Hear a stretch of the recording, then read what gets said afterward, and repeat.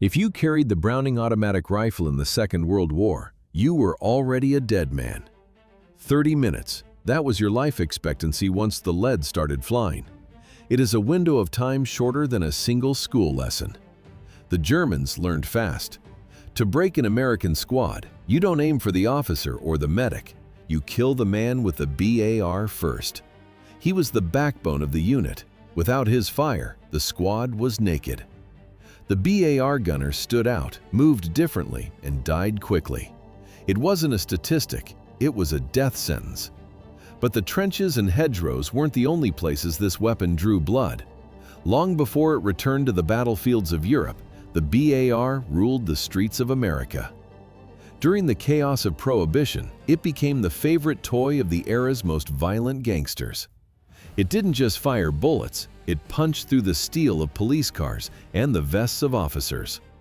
Criminals loved the power that the military had perfected. The weapon created a tactical nightmare for everyone involved. Soldiers knew the cost of pulling that trigger. In the heat of combat, the BAR was a magnet for every Mauser and MG42 in the area. By the time the shooting stopped, the BAR gunner was usually the first to go silent. Forget the gangster legends and the Prohibition shootouts. To understand the BAR, you have to look at the mud of 1917. Specifically, the trench stalemate. This was the tactical dead end of the First World War. It worked like a machine. First, the heavy artillery.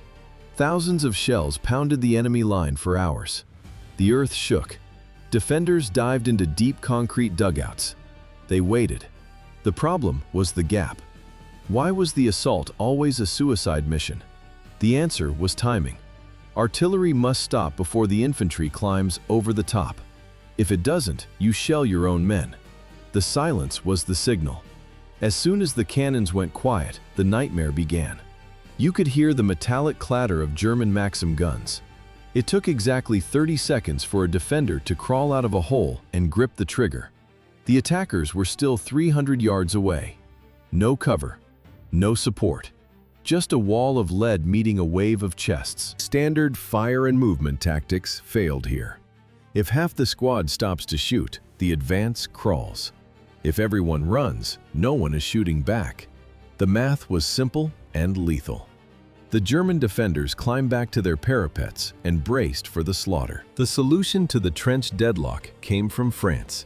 It was called the Chauchat. History remembers it as a joke, a disaster of engineering. But in 1915, it represented a radical hope. One soldier, one light machine gun, constant fire on the move. The French didn't just hand them out, they built specialized teams. These squads hunted German machine gun nests. They crawled through the mud with grenades in one hand and the Chauchat in the other. It was the birth of mobile fire support. The concept was brilliant, the tool was a betrayal. Imagine the assault. You pull the trigger. The long recoil system kicks. It doesn't just push, it fights you. The barrel slams back and forth with a violent, uneven rhythm. Shards of metal and open springs snag on your wool tunic. Dirt enters the massive gaps in the magazine. The mechanism screams, then clicks. Jammed. The American Expeditionary Forces received their own version. It was rechambered for the powerful 30-06 Springfield round. This only made the nightmare worse. The French-made chambers were cut incorrectly, causing spent casings to expand and weld themselves to the steel. Soldiers had to carry cleaning rods just to pry out every single fired shell. The American version of the Chauchat suffered a failure rate of nearly 40%. The Chauchat was a failure. Its American conversion to the 30-06 caliber only made it worse. Reliability plummeted. The French had proven the concept, but the tool itself was a disaster. Why not use the standard machine guns? The answer was simple: weight and water. A standard Maxim gun weighed 60 pounds. With a tripod and water for the cooling jacket, it hit 100 pounds. That is the weight of a grown man. You cannot drag a human-sized steel weight across the mud of no man's land. It was a defensive anchor, not an offensive weapon. It needed a full crew to breathe. In 1917, the Marine Corps looked for an alternative. They tested the French Berthier light machine gun. The results were solid. The weapon worked. But industrial delays and funding cuts killed the project before it reached the trenches. The Army turned to a different name, John Moses Browning. He didn't just design guns, he solved mechanical puzzles. Browning started his work. The list of requirements for 1917 was brutal.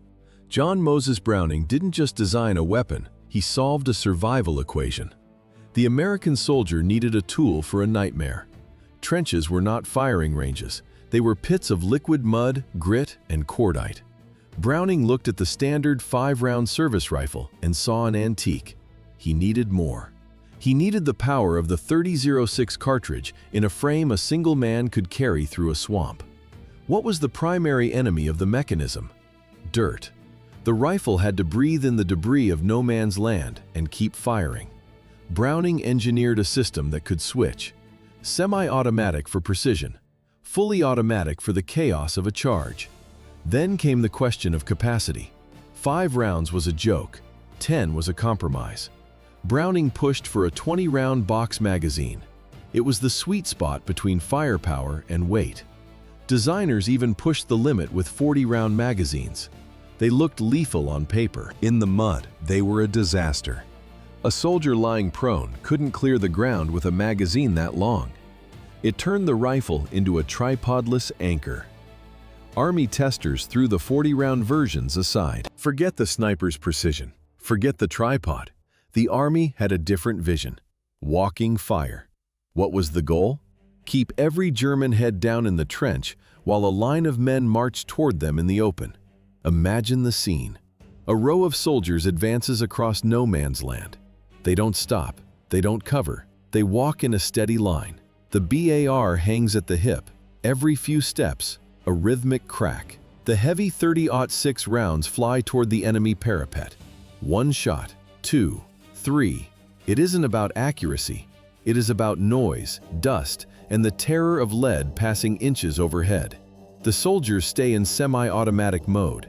They conserve ammunition. They maintain the rhythm. At the very edge of the trench, the world changes. A finger flicks the selector to full auto. The steady walking pace breaks into a sprint. Now, the weapon screams. Short, violent bursts clear the dugouts. This was the ancestor of the assault rifle, but with a lethal flaw.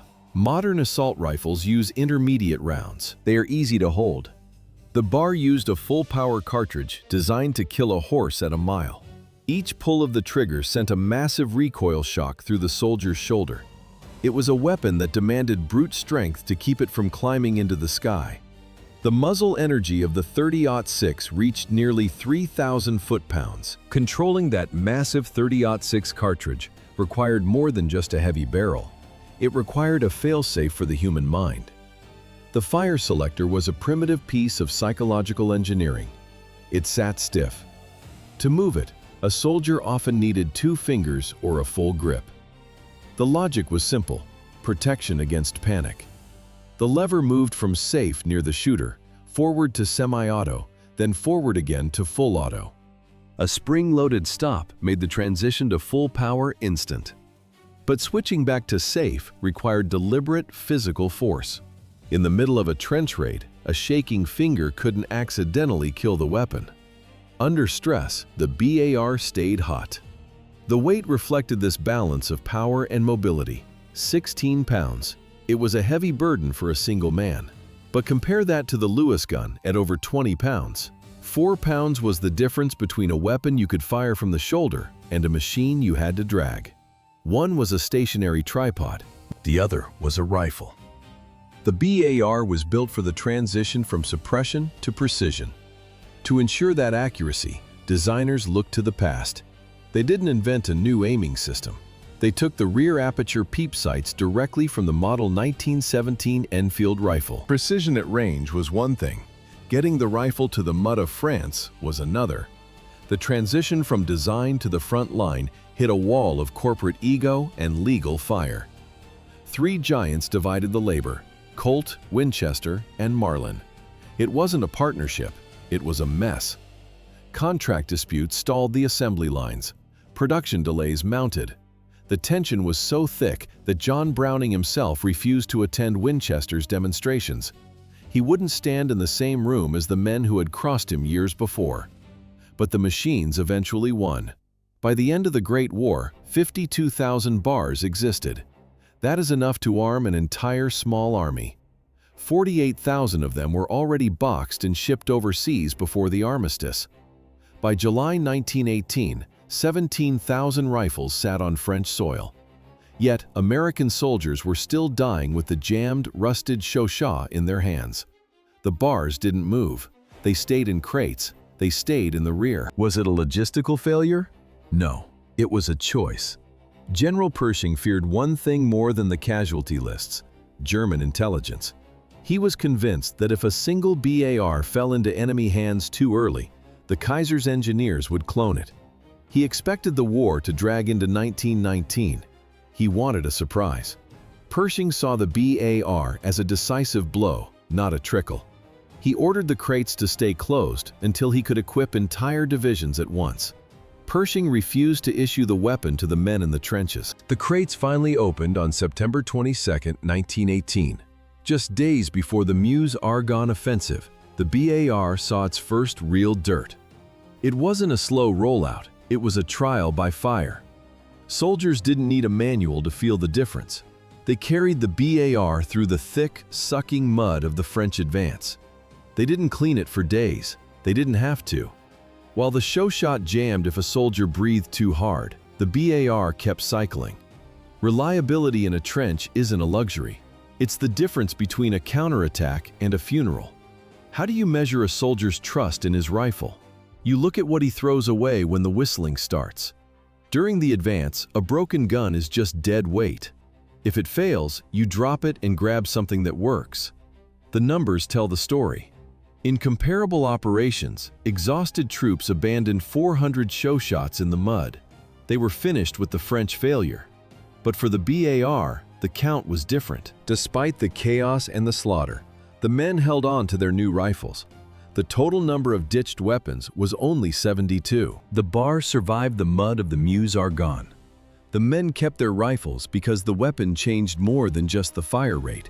It changed the soldier. The Army issued dedicated web gear for the BAR teams. 3 distinct belts, one for the gunner, one for each assistant. The gunner's belt featured a strange detail. A heavy metal cup sat fixed to the right hip. The soldier jammed the wooden butt of the rifle into this steel socket. He stepped forward. He pulled the trigger. This was walking fire. Not a desperate improvisation, not a trick. It was official American doctrine. Imagine the sight. Rows of men advancing through the smoke, rifles at the hip. Constant, rhythmic thudding of 30 caliber rounds. To the Germans, it sounded like a machine gun that never stopped moving. The psychological impact was instant. In the first encounters, German officers reported a new kind of panic. Prisoners surrendered in batches. They were too shaken to aim, too terrified to hold the line against a weapon they didn't understand. The BAR earned its reputation in weeks, but the clock ran out. On November 11, 1918, the Great War ended. The armistice stopped the BAR before it could reach its full, bloody potential on the Western Front. The rifles went into crates. The steel hip cups were tossed into surplus piles. A sudden peace froze the weapon's evolution. But the BAR didn't disappear, it just changed owners. The battlefield shifted from the trenches of France to the backroads of America. Clyde Barrow reached for the trigger. The Great War ended. 52,000 Browning automatic rifles returned to America. They didn't go to scrap heaps. They went to wooden crates in National Guard armories. Security was a joke. Part-time guards. Padlocks that snapped with a single crowbar strike. These depots became the department stores of the underworld. Why did the BAR become a criminal icon? Clyde Barrow had the answer. He looked at the Thompson submachine gun and saw a toy. The Thompson fired 45 caliber pistol rounds. They bounced off the thick steel doors of 1930s Fords. The BAR was different. Its 30-aught-6 cartridge didn't stop at the paint. It punched through fenders, engine blocks, and the police officers hiding behind them. Clyde wanted more than a gun. He wanted a handheld cannon. On July 7, 1933, the darkness of the interwar years hit a breaking point. Clyde and Buck Barrow stood before an armory door in Enid, Oklahoma. One heavy swing of the bar, the lock shattered. They walked past rows of bolt-action rifles and headed straight for the heavy steel. They walked out with 3 M1918 bars and a mountain of ammunition. The Barrow gang didn't just steal cars, they hunted for steel. On July 7, 1933, Clyde and Buck Barrow broke into a National Guard armory in Enid, Oklahoma. They didn't want rifles, they wanted the M1918. They walked out with 5 bars, 46 Colt .45 pistols, and 10,000 rounds of ammunition. The haul was massive, but for Clyde, the factory version was too long, too heavy. What did he do to the guns? He took a hacksaw to the barrel and the gas tube. He chopped the wooden stock just behind the pistol grip. To finish it, he welded 3 20-round magazines together. 60 rounds of .30-aught-six without a reload. He was building a crude, illegal precursor to the Colt Monitor. The firepower was unmatched. In 1933, during a shootout in Joplin, Missouri, law enforcement arrived with revolvers and shotguns. It was a slaughter. Bonnie Parker pinned them down, shredding everything in sight with a BAR, while the gang killed 2 officers. One highway patrol sergeant never forgot the sound. He took cover behind a tree. The red-headed woman opened fire. A single burst from the BAR filled his face with splinters from the opposite side of the trunk. When the law finally caught up in May 1934, the gang's Ford V8 was a rolling fortress. Inside, police found 3 full-auto BARs and 100 loaded magazines, 2,000 rounds ready to fire. This surge of motorized, high-caliber violence forced the government to act. The government had to stop the bleeding. Gangster violence wasn't just a local problem anymore. It was an arms race. Washington struck back with the National Firearms Act of 1934. The goal was simple: make the bar too expensive to own. They slapped a $200 tax on every machine gun. How much was $200 in 1934? It equaled roughly $4,700 today. The tax wasn't a fee, it was a wall. Most Americans couldn't pay it. The heavy hitters of the underworld suddenly found their favorite tool tied up in federal red tape. Colt saw the shift in the wind. They pivoted to the side of the law. They developed the R80 Monitor specifically for police and federal agents. The Monitor was a stripped-down brawler. Colt shortened the barrel to 18 inches. The weight dropped to just 14 pounds. It was faster, lighter, and lethal. But as the 1930s drew to a close, the focus shifted from bank robbers to world maps. A second global conflict was no longer a theory. The U.S. Army decided to modernize the aging platform. This update would define the infantry's struggle for the next decade. Engineers began tweaking a design that was already near its limit. Every change had a cost. By the time they finished the M1918A2, the rifle had gained nearly 5 pounds of dead weight. The Army wanted a light machine gun. They got 20 pounds of compromise. By 1938, the original M1918 was dead. The M1918A2 took its place, and with it, the infantry's flexibility vanished. The biggest casualty? Semi-automatic fire. The Army stripped it away entirely. Now the soldier had only 2 choices, fast or slow. One setting dumped lead at 650 rounds per minute. The other throttled it down to 300 using a hydraulic buffer. How did the new rate reducer handle the mud of a real foxhole? It didn't. The device was a mechanical nightmare. If a soldier didn't scrub it daily, the gears jammed. In combat, cleaning isn't always an option. The weapon would simply lock up in the middle of a firefight. Engineers kept bolting on improvements. They added a heavy bipod. They slapped on a flash suppressor and a hinged butt plate. The sleek 16-pound rifle became a 19-pound anchor. The sights changed too. The old World War I rear aperture was gone. It was replaced by a new arrangement that most veterans hated. Even the buttstock was reshaped for prone firing. The BAR was no longer a rifle meant for the march. It was a stationary tripod wannabe that failed its own legacy. The final weight reached 19.4 pounds. The 19-pound BAR was already heavy. The new M1918A2 made it worse. Engineers added a bipod that weighed nearly 3 pounds. It was a steel anchor attached to the muzzle. The weight was only half the problem. Because the bipod sat at the very tip of the barrel, the metal began to flex under its own heat and pressure. Accuracy didn't just dip, it vanished. Soldiers in the mud of Europe found the attachment useless. Most simply ripped it off and threw it into the brush. Did the Americans have a better option? They did. In 1938, the Belgian firm FN offered the U.S. Army a superior design. It featured a quick-change barrel and a reliable rate reducer. The Pentagon looked at the blueprints, then they said no. This decision created a fatal gap on the battlefield. British gunners had the Bren, Germans had the MG-34 and the MG-42. Both could swap a red-hot barrel in seconds. The American gunner had no such luxury. His barrel was fixed. Under sustained fire, the steel turned soft. The rifling warped. If a BAR gunner held the trigger too long, his weapon became a glorified club. To keep the gun from melting, the manual dictated a strict rule: fire only in short, controlled bursts.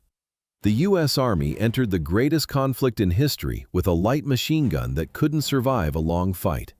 The Belgian offer gathered dust while American soldiers paid the price in lead. The Army stuck to its outdated technical pride. By 1941, the production lines were locked. They were committed to a weapon that weighed 22 pounds. The military was committed to a 22-pound beast, but the men in the mud had other ideas. They stripped the weapon bare. Lieutenant Colonel John George watched it happen on Guadalcanal. Within 2 weeks, the improvements were gone. Bipods, flash hiders, and extra gadgets ended up in the jungle floor. The soldiers wanted the gun the way John Browning first built it: light, simple, deadly. How did the Army view this stripped-down powerhouse? The BAR became the undisputed anchor of the squad. One weapon for every 12 men. A 3-man team served the beast: the gunner, the assistant, and the ammo bearer. The gunner carried 220 rounds across 11 magazines. The assistant carried the rest. He didn't just carry lead, he carried the responsibility to step in when the gunner died. The Army didn't say if, they said when. Every man in the unit received basic BAR training. The Pentagon expected the gunners to become casualties. It was a mathematical certainty. To the Germans, the man with the heavy rifle was the only target that mattered. Kill the bar, and the American squad lost its teeth. Silence the gun, and the suppressive fire vanished.